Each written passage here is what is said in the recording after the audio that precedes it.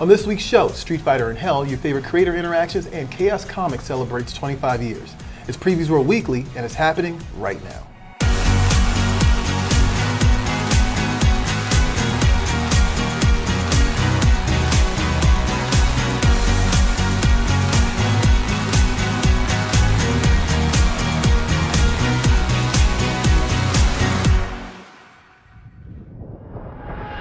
What's up, Previews World? It's Wednesday, it's New Comic Book Day, which means it's time for Previews World Weekly. I am one of your hosts, Troy Jeffrey Allen. And I'm Thea, and we're here every week to remind you guys to stop at a comic shop and get involved in what's happening in the world of comics. And of course, if you're enjoying the show and you like what you see, make sure to give us a like and subscribe to keep the nerd news coming. And you know, we talked about Joker last week, but I actually meant to last week ask you about Dark Crystal. Because I know that typically when there's a Dark Crystal comic, you start to gush a little bit about the Jim Henson creations and like all the other stuff, but there's a new Netflix show. There is. And there's also a Boom Book based on the Netflix show. So did you get to watch the show at least? I watched the first episode. They're pretty long. They're pretty lengthy. And like it was a pretty big chunk of stuff because they're introducing all these new aspects of the world that you never saw in the first film. Right, yeah. So you get to learn about all the different Gelfling kingdoms and like how the Skeksis are coming in. So this is the prequel to the film. Okay. So you get to know like, you're getting to know what brought on the Skeksis taking over. Okay, all right. And it's really cool. Huh. It's beautiful. It's definitely traditional Jim Henson puppetry, and like they're integrating a little bit of modern like special effects,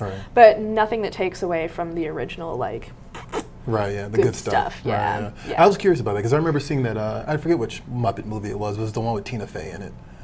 Sure. And like they did a little bit of like the digital walking and stuff like that, which looked a little strange to me. Right. Almost preferred like the torso up, like just them like gliding across the thing. Yeah, some of the characters in this fly. Okay. And I mean, they had that in the original film as well. One of the characters does fly eventually. And that's the part that sort of looks odd. A little uncanny valley, maybe? A little bit, yeah. I mean, there's a little uncanny valley about all of it. It's true, it's puppets. That's right, yeah. But I think they're doing a great job. It's gorgeous. Everything, like learning about all the realms and like the sets they've made for all these characters, like it's just always so good. That's always the fascinating thing about those Jim Henson like movies. Like I just remember, still I'm fascinated by the Teenage Mutant Ninja Turtles movie. Like I don't know if a lot of people know that. Like it's a Jim Henson movie essentially. Like and just the idea of like they put martial artists in those costumes and had them like perform these things out. And yeah, that alone, I would hope that like Netflix gives you some behind the scenes stuff to kind of like check out. Yeah, that would be cool to see for sure. Yeah. And the comic is fun too. So the comic that's been coming out is actually after. Oh, okay. It's after the TV show. No, it's after the movie. Oh, okay. So the TV show is before the movie, and the comic is after. Oh, okay. So it's a sequel. Huh. Yeah.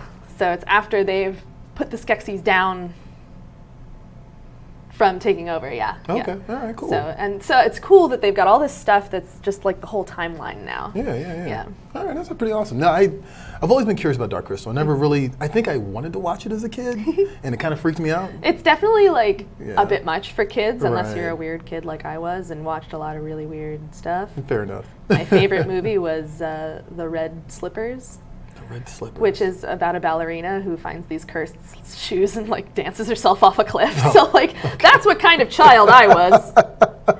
Anyway. Fair enough. That's fine. So like this was right up my alley. Labyrinth, all these old 80s Jim Henson like freaky kind of stuff. Cool. Yeah. All right. When would you recommend the Boom Studios book? Absolutely. Okay. Absolutely. Good. Particularly if you know anything about Dark Crystal. I feel like if you haven't seen the movie, it might be a little confusing, but it's definitely worth a read if you're into that stuff. Yeah, pick that up at your local comic shop if you've been watching the Netflix show. Yeah. There you go. You got a sequel to it as well. Also, I just want to point out, we do have a prize this week. Yes. We're going to be giving away the 112 Collective Punisher from Mezco. So definitely stay tuned to that because I should have made a better segue, but it's based off the Netflix version of the Punisher. It's based on John Bernthal. So yeah, definitely check that out. So now we're going to talk about what's at comic shops. Anna-Mia is here and she's going to show us what's on shelves at your local comic shop today. Hey Previews World, Mia here with a look at what's at comic shops for the week of the 11th of September. So let's jump on in.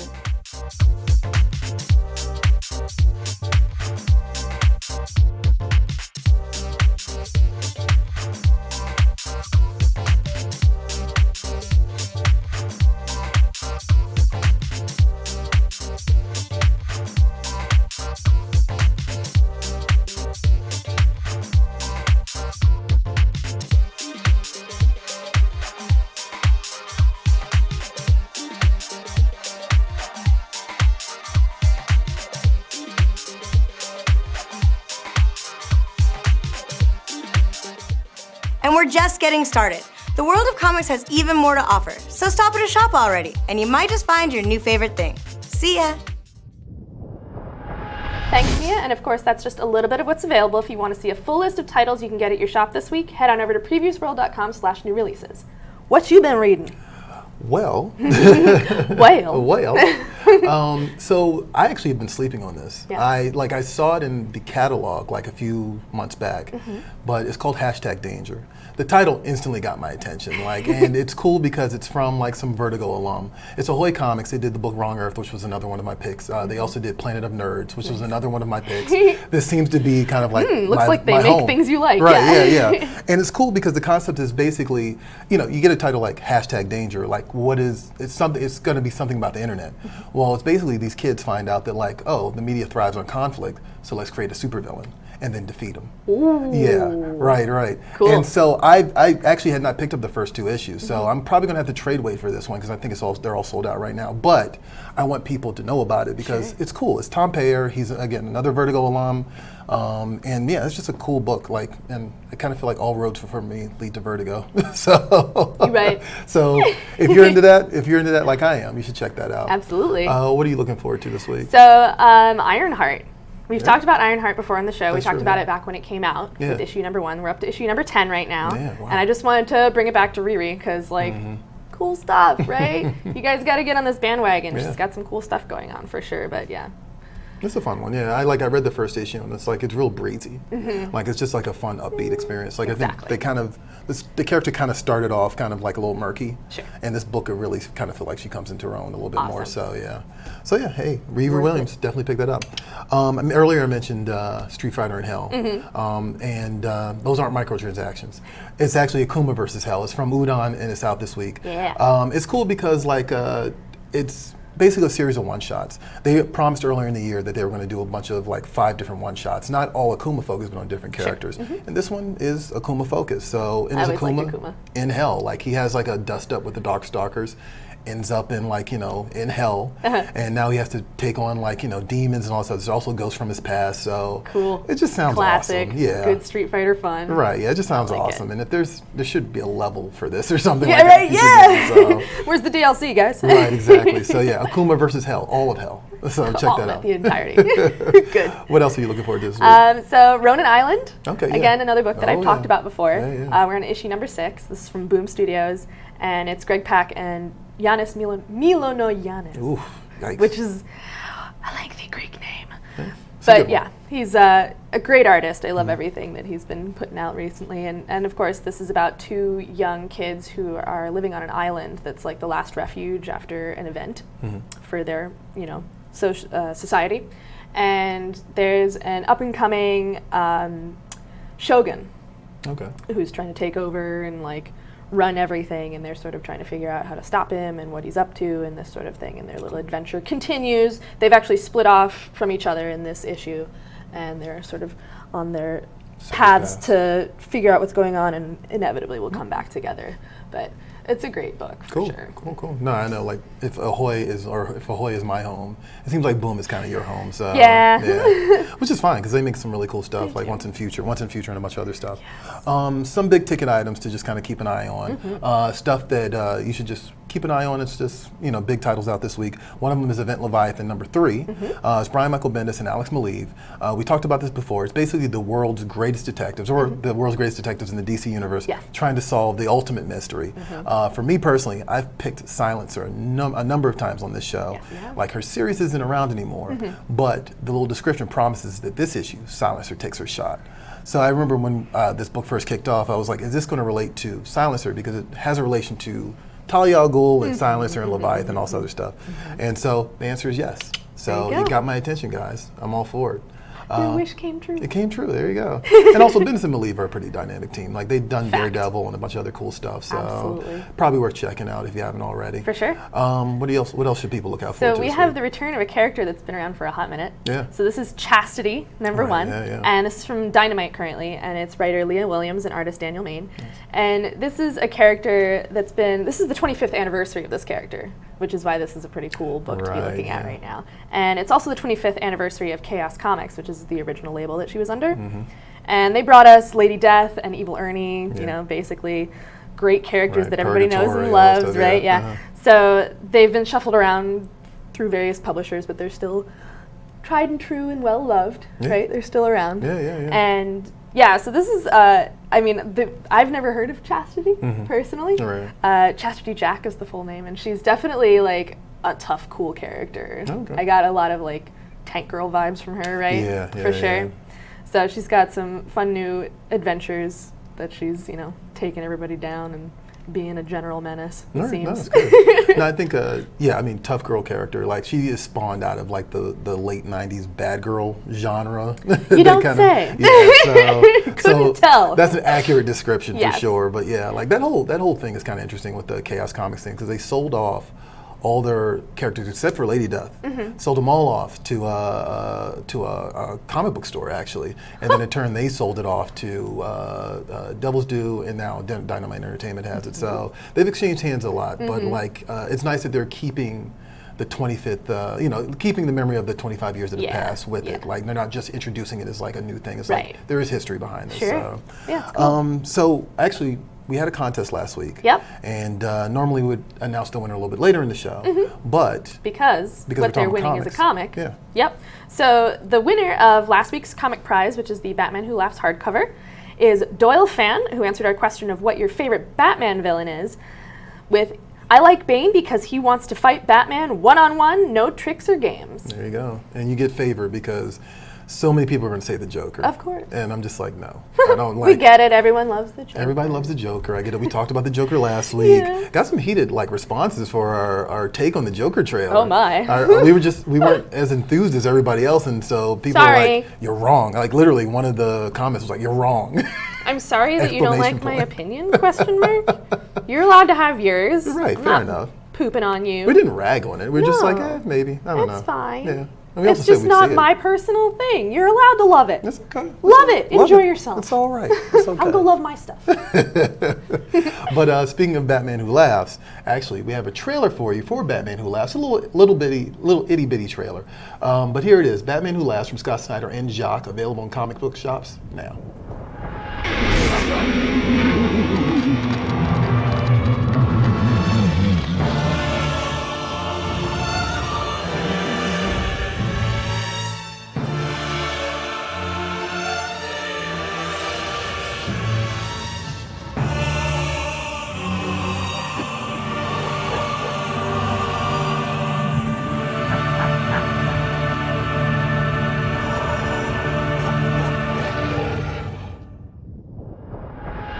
That was the Batman Who Laughs from DC Comics, available at comic shops right now. I had a chance to talk to James Tynan. I always get that wrong. James Tynan. Thea's like, you poor child. Pronunciation is not your forte. It is not. It's okay. It is not. Names are, I'm awful at names. I'm Moving on. historically awful with names. Anyway, James Tynan, and he did a little backup in that book as well. And, you know, so if you get a chance, we did an interview with James, and like he talks about his career and whatnot. If you're a fan of his work on Justice League or Justice League Dark or the Witching Hour series, then you should definitely check that out. Good stuff. But now it's time for news. True. And Thea's here. Ding. And she's going to show us what's been going on in the world of comics in the last 7 days. Check it out.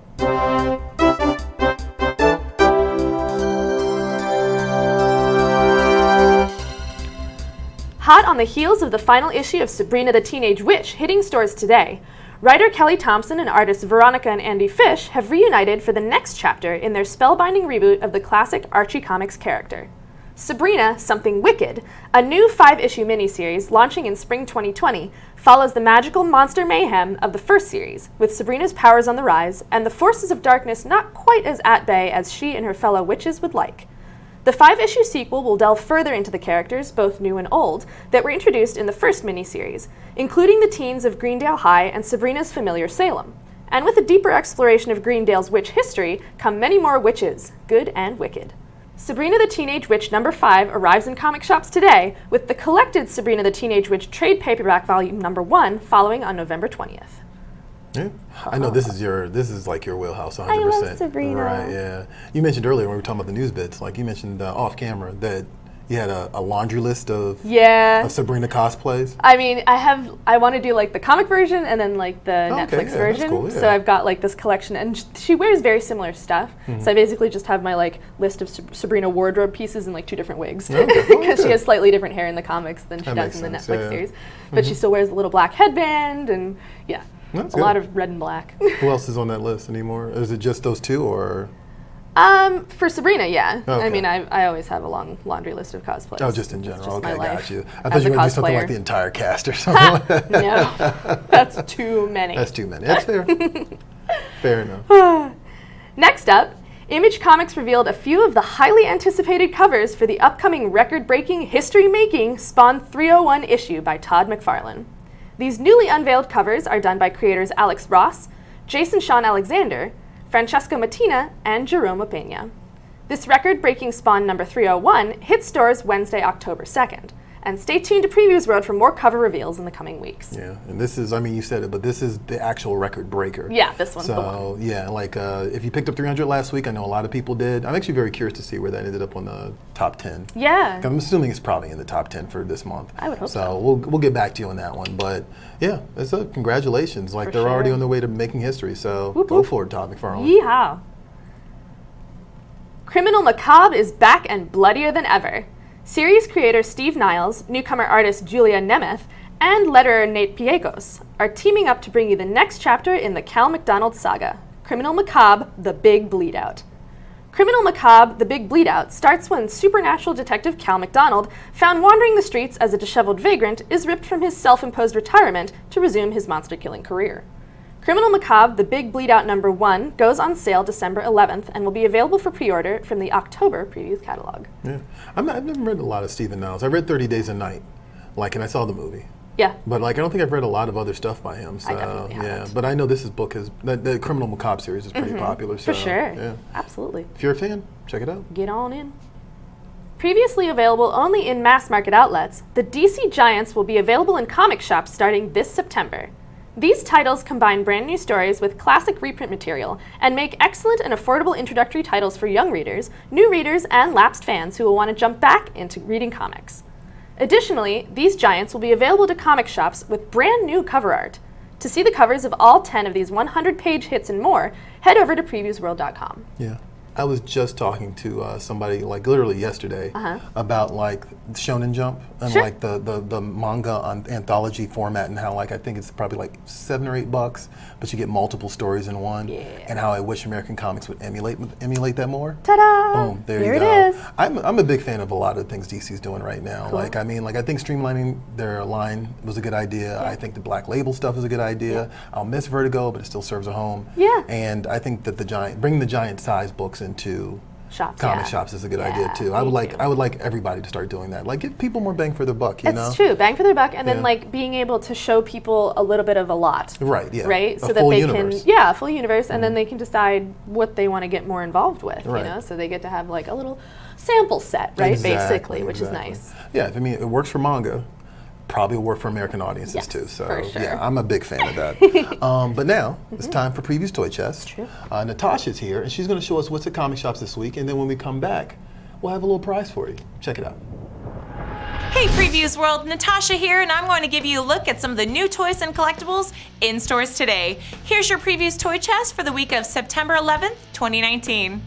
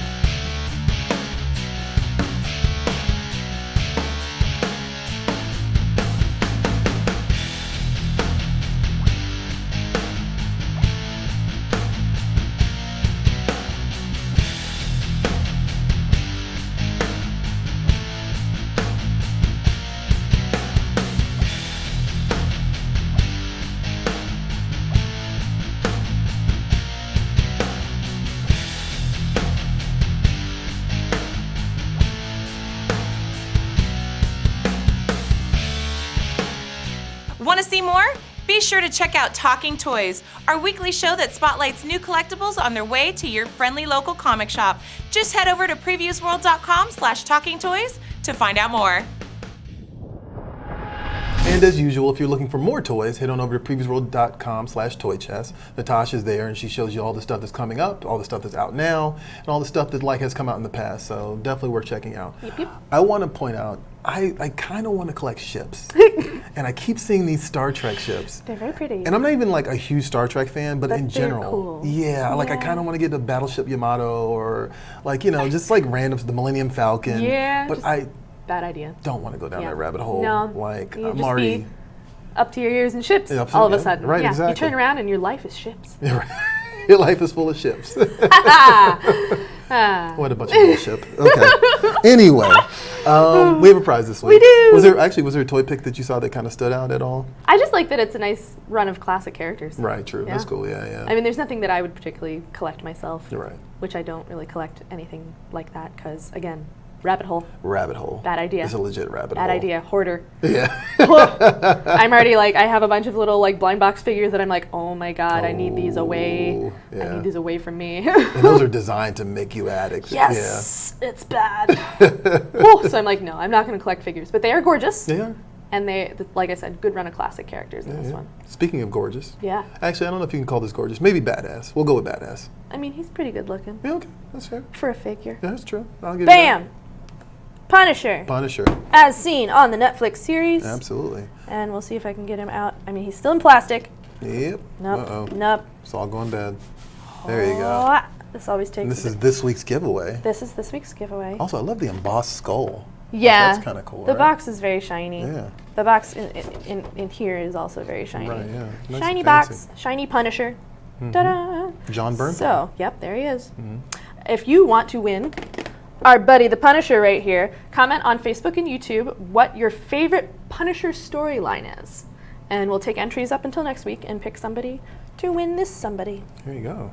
Hey, Thea. Yes. You know what my favorite Punisher storyline What's is? your favorite Punisher storyline? Do tell. I don't know if it's my absolute favorite, but there's one. Garth Ennis, I've mentioned Garth Ennis numerous times. He does not like superheroes. A matter of fact, if you've watched The Boys, you would understand that. But he wrote Punisher for an extended period of time, and he did an issue with Wolverine. He hates Wolverine. And so it's very amusing because the story is essentially him using the Punisher as sort of like Roadrunner to Wolverine's Wile E. Coyote. Stop. To the point that there's an issue of Marvel Knights Punisher where literally Punisher drives over Wolverine with a steamroller. That's amazing. It's this whole plot about them finding these mob guys who happen to be little people. I'm assuming that's an okay term to use. I think so. Okay. Sorry.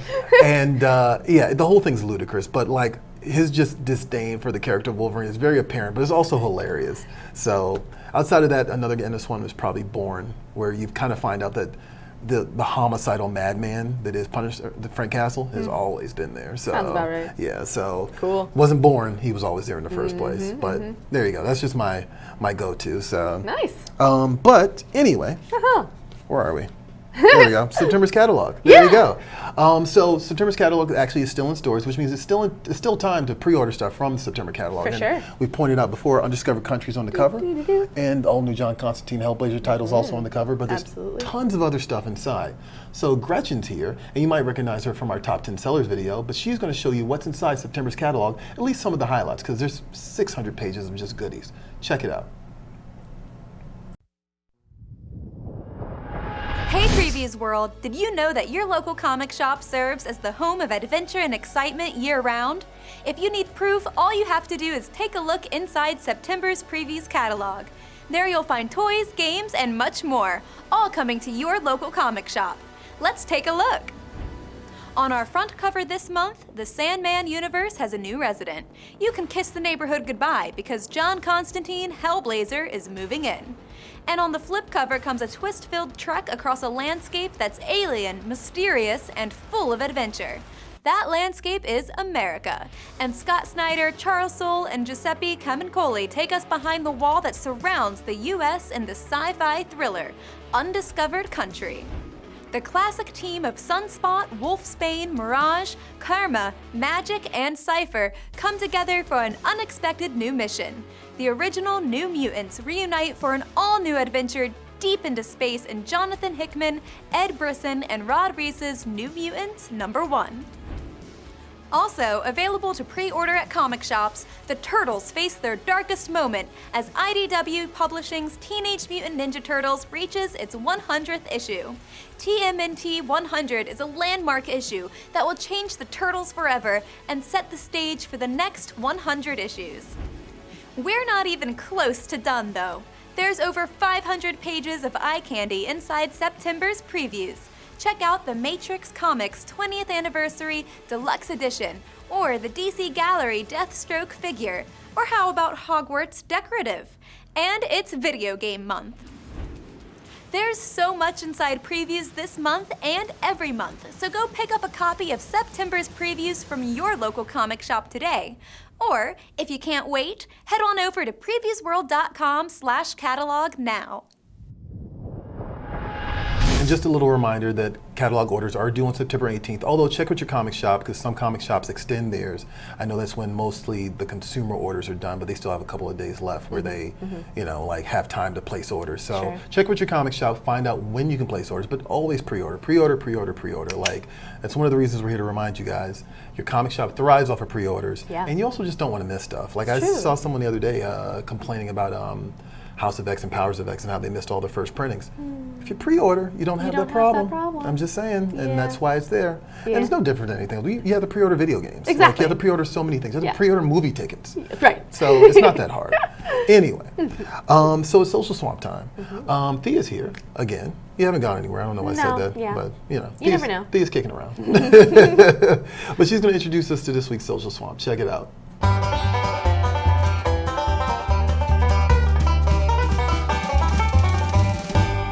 So we're back at it with the Social Swamp. We asked you guys if you've ever had any good creator interactions, and we wanted to know your most positive experience meeting someone responsible for a comic you've read, either online or in real life. And we've got a few choice answers from you all. Alan de la Cruz said that he met Chris Bacalo, who gave him $20 to buy him a Gwenpool Funko Pop. It's pretty funny. That's good. I love Chris Bacalo. That's Good. Here's $20. Go get me this pop. Next up, we have Charlie B, who met Zoe Quinn and said it was one of the highlights of all of their years reading comics. She engaged in conversation so genuinely as we talked about the creative process, working with major publishers, and the importance of the magical girl genre, which is definitely That's your thing, a right? No, actually. No? I mean, I do like it, but it's not like my thing. Oh, okay. All right. Right? Yeah. I have a lot of friends who that's like magical girls is what they are into. Was Revolutionary Girl Otina, would that be? Not quite. Not quite, okay. Not quite, All but right. yeah, Okay. close. All right, okay. Close, but I do love that one. Fair enough. Next up, we have Cruz Hernandez, our buddy. He said, I became pseudo-friends with Carol Zara and Eric Barnett of Alien Toilet Monsters because of Carol's stellar marketing skills. I love issue 1, and I'm totally excited for the rest of the series and whatever secret projects they're currently working on. I can totally co-sign that. Like, I've met Carol and talked to Eric before, and like, yeah, they're just all about comics. Like, they want to make it work. Cool. And I love that, so. Nice. Yeah.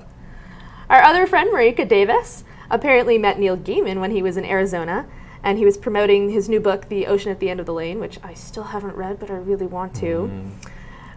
Yeah, so like, he was super nice, even knew how to pronounce her name properly, and that it was a Dutch name, and he signed a deluxe hardcover copy of the book and drew her a little doodle. Nice. The best part was the big bear hug he gave me. That's so cute, and sounds like something Neil Gaiman would Yeah. do. Like, I've always seen him have such positive interactions with his fans. Yeah, I always usually on like I've never met him, but I've seen Right. him on Twitter, social media, and Yeah, like his yeah. interactions with people are always great. So good. Yeah. He's a solid human being. Next, we have Stephen Orr. I got to meet Frank Miller at a Paris Comic-Con. I think because I was an English speaker, we chatted for a while. Genuinely lovely guy. I got to tell him that when people say to me that comics are for kids, I tell them to read Born Again, his Daredevil masterpiece. Co-signed. And last, we have Richie T. Met Jim Lee at a Portland Comic-Con in the early 90s. I'd recently had back surgery and was in a full torso back brace. It was almost time for him to leave and I was being pushed by the crowd. I started to fall and he caught and did some major butt chewing on the people behind me. There you go. That was a good one. No, yeah, I actually really liked that one. I was like, yeah, Jim Lee standing up for his fans. I love that. That's great. That's very cool. So the reason I asked this is because Matthew Rosenberg, he posted a tweet online last week, and I feel like he unnecessarily caught a little bit of flack for it. But it was basically him saying, I wish more comic creators spent less time trying to figure out how to get out of comics and more time trying to figure out how to put more people in comic shops. And I totally co-sign that. And like some creators give him a little bit of flack for it. And like, you know, I think some of their reasons are valid, but I think ultimately you're always marketing, and the best way to, ultimately the best way to market to fans is to have good interactions with them. Absolutely. And I think maybe a little too often, and I feel like I'm starting to see a shift, but like a little too often in the last couple of years, it's been, there's been certain creators who have been very antagonistic, especially on Twitter. Oh no. And hyper defensive instead of just letting the fans have their moment with the story or whatever it is. Which I can understand to a certain extent. It's your baby in a lot of respects, right? So you're there to defend your work and your position and that sort of thing. But also, it is a consumer product. And you have a lot of people that are paying attention. Absolutely, absolutely. And I mean, like, I know you can relate because, like, we both operate in creative circles.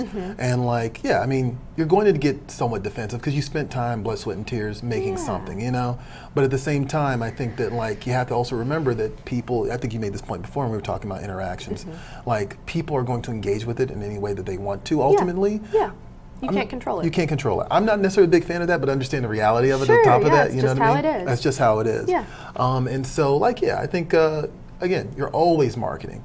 And so it's just something to remember, and I was just happy to highlight these people who have been marketing right.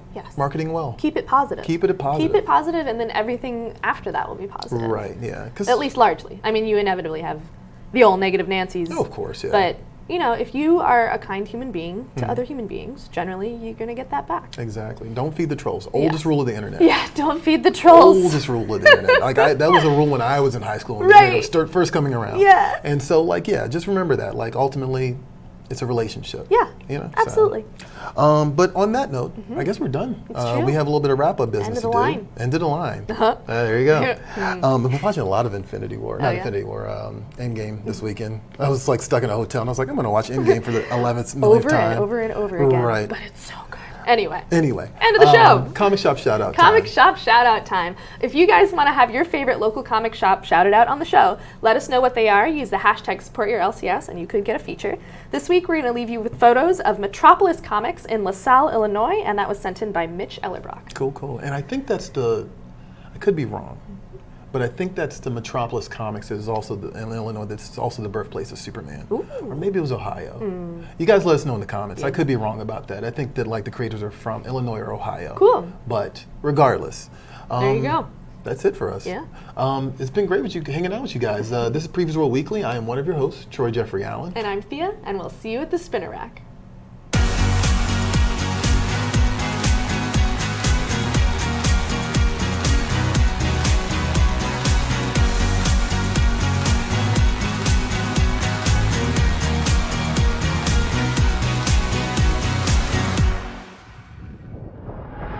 Thanks for watching Previews World Weekly. If you like the show, make sure to hit that subscribe button so you don't miss out on any future episodes.